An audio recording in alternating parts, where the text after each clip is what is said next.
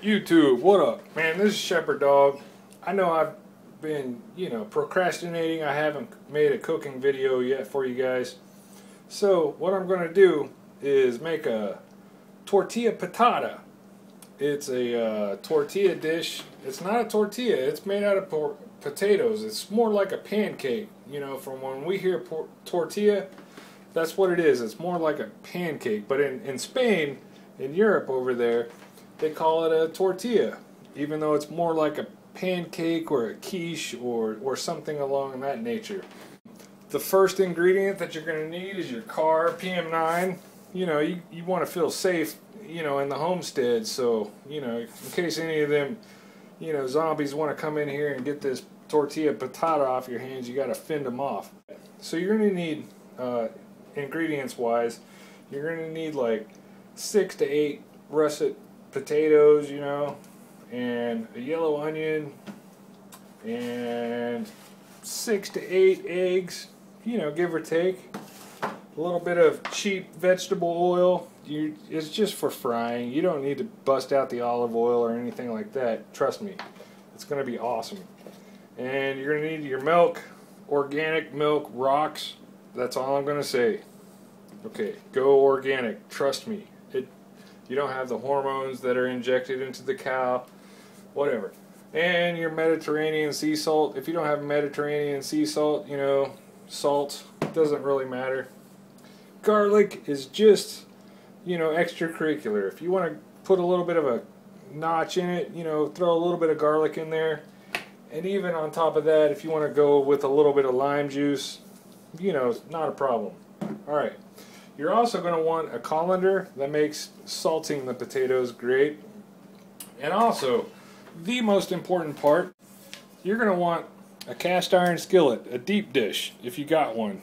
You're going to need a plate that fits the circumference of your pan, because you're going to be flipping this omelet or tortilla patata. It's a tortilla, but it's a thick pancake when it comes down to it. So, alright, man, let's get to chopping. So first, you're going to need to, get rid of the skin on all of these potatoes. So, I'll go ahead and do this, and then we'll get on to chopping. I said we're going to go to chopping, but let's get rid of all the skin off of this. I won't bore you with this. Alright. Seriously, don't put it down the garbage disposal. Just evacuate the potato peels into the waste bin, and you're going to save yourself a headache. Trust me, I know. Alright, let's get the onion chopped. Normally, I don't do the onion next, but let's try it out. You guys, it's just an onion. You peel an onion, and then you chop it up. I'll go ahead and clean it, but really, we want to, chop up the potatoes next. Normally, if you're a Spaniard and you cook this dish a lot, you're going to just chop this thing in your hand like this. But I suck at doing that, so I take the cheap route. And what you really want to do is make it finely chopped in slivering slices. That's really what you want to do. Alright, so now we poured some oil, some vegetable oil into this pan. We were generous. We put a good, half a cup of oil in there, maybe not quite a cup, maybe 3/4 of a cup. And we got a couple of slices of potato. We're just going to throw them in there. We're going to let them cook, because we want to take out the impurities of the oil. So we're going to let them cook for a few minutes while we finish chopping up the potatoes. We're going to just let them get golden brown and take out all of the bad, impurities. So I stuck it on medium-high heat, so that's what we're going to do. Let's go on to chopping. Okay, we're finally on the last tater. What you really want to do is get as thin as you can on cutting these potatoes. Okay, we're going to salt this next. Alright, salting is relatively easy. You just dabble some salt. Then you just kind of turn it a little bit. That's what the colander's for. Okay, we got that salted up. Let's get it in the pan for some frying. Pretty sure these potatoes have the impurities out of the oil. They're pretty brown. That's really what you want. And we need to get those out because we want the badness out of the oil.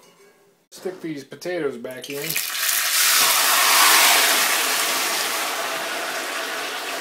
Don't burn yourself. 7 eggs. That's what we're going to do here. We got a whisk. Let's get this going. Alright, now let's add some milk. Oh, fresh bottle. Cool. You know, about that much. Whatever. And we're going to add some more salt. The taters are frying. Let's go flip them. Okay, these have been in here for a few minutes. We're just turning them. We don't want them to break up. We want to keep them whole. Remember, when you slice them, you got to make sure that they're as thin as you can make them. I ended up only using a half an onion because I forgot that's the only onion I got. I got to cook something else tonight, so we're only going to use half an onion, unfortunately. Normally I'd use a full onion, but you know, after the potatoes get started, then you throw your chopped, sliced onion in there, and you just let it cook for a while. Every once in a while, you kind of turn them, try to get some crusty brown action going, because that's part of the flavor. So we'll come back to this in a second. All right, so we've been going for about 20 minutes here. You know, it's starting to get brown and crispy. We're going to go a little bit further.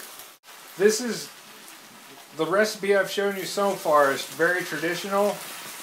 You know, you can get fancy and you can add, you know, some chorizo or some meat to it if you want, but because I'm, you know, I think I might have graduated, I'm going to add a little bit of garlic, minced garlic. Okay, I'm lazy. But really, honestly, just the potatoes and the onion and the salt, man, it's really awesome.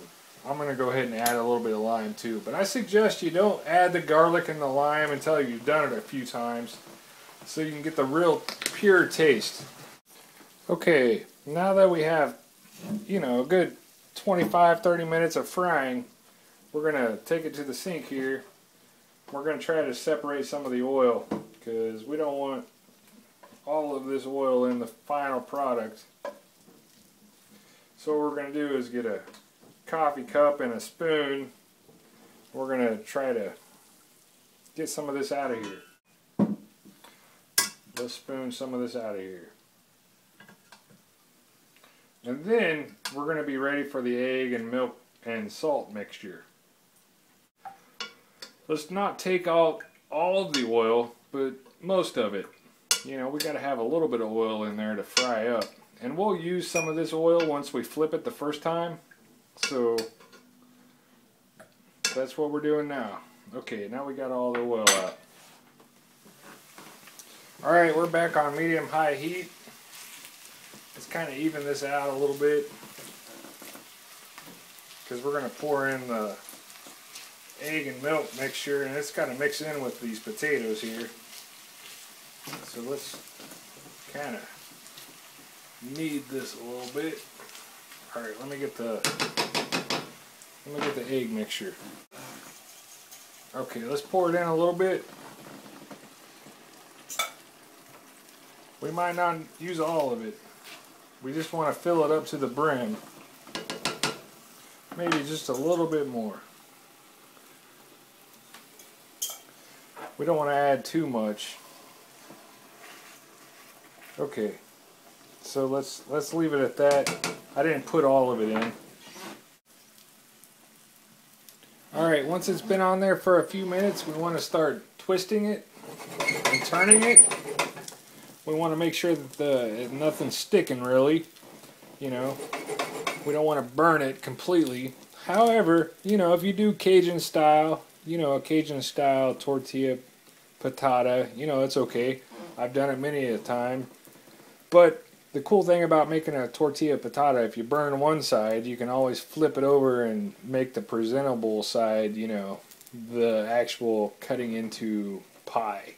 So just, you know, kind of twist it around, make sure there's enough oil in there so that you can cook it evenly, and try not to burn it. You can almost smell it when it's about done and ready to flip. So, okay, I can already tell that I might have burned it.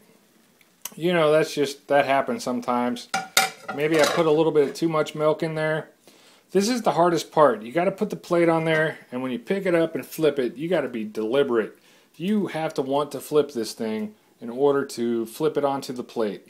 And then once we get it onto the plate, then we're going to slide it back onto the other side with a little bit of oil, and then we're going to finish off the second half of cooking. So let's be deliberate here and not drop the pie. We don't want to drop the pie into the sink.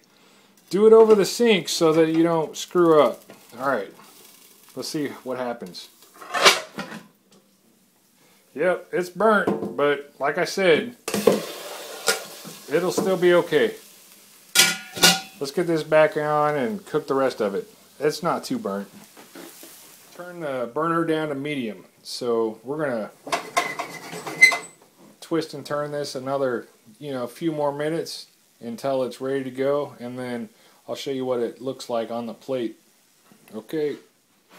Alright, so I'm gonna blame that burning based off of the fact that I've never, you know, tried to cook and YouTube at the same time. So generally when you're cooking one of these, you have to be a little bit in tune to whether or not you're burning it or not. So let's see what this other side turned out on. Let's go ahead and flip it.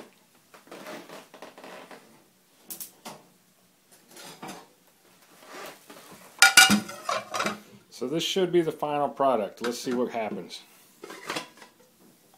You know, really, that's perfect.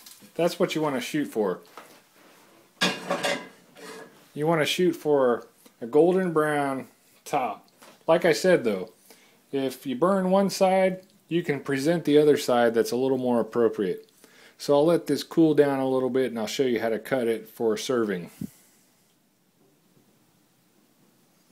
Okay, now that it's cooled off a little bit, this is how we're going to serve it. We're going to cut it just like a little pie.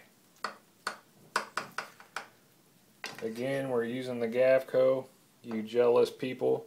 Oh man, this blade is so sweet. You just cut it like a pie, and you can add it as a side dish very easily. Let's see if this thing, okay, I didn't get a good slice on there. My apologies. And let's see. Let's wait for it. Wait for it. Okay. That's it. Man. Wait. I don't want to be the one without the slice. Man. This thing, this dish is freaking awesome. You have to try it. So this is Shepherd Dog. I'm out. Happy New Year's.